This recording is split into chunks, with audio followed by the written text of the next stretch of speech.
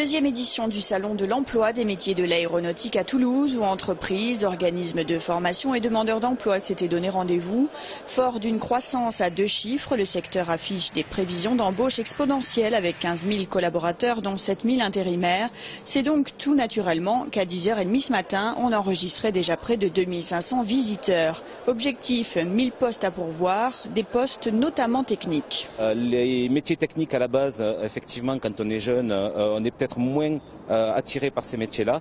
Maintenant, l'émergence et l'importance de l'aéronautique sur le bassin toulousain draine énormément de monde, suscite énormément de vocations. Comme j'ai pas trouvé dans la carrosserie, je me suis rapproché de ce qui touchait au métal, donc les avions, quoi. Les centres de formation que j'ai vus, certains proposent, ils sont tous en recherche.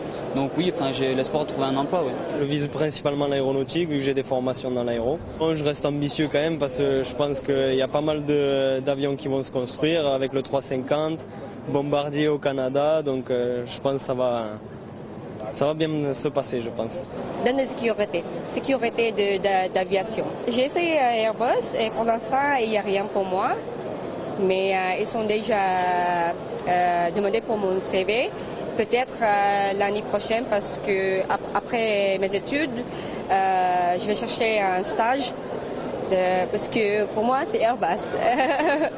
Présent aujourd'hui plus d'une quarantaine d'exposants, entreprises et sous-traitants comme ce groupe qui travaille notamment pour Airbus et qui a affiché 500% de croissance en 2 ans et qui a décidé de former en interne pour remédier au décalage offre-demande, un problème bien identifié maintenant. On a été interpellé par pas mal de profils, pas forcément avec une histoire dans l'aéro, mais là tout à l'heure j'ai rencontré une personne qui a une expérience de fraisage dans le bois.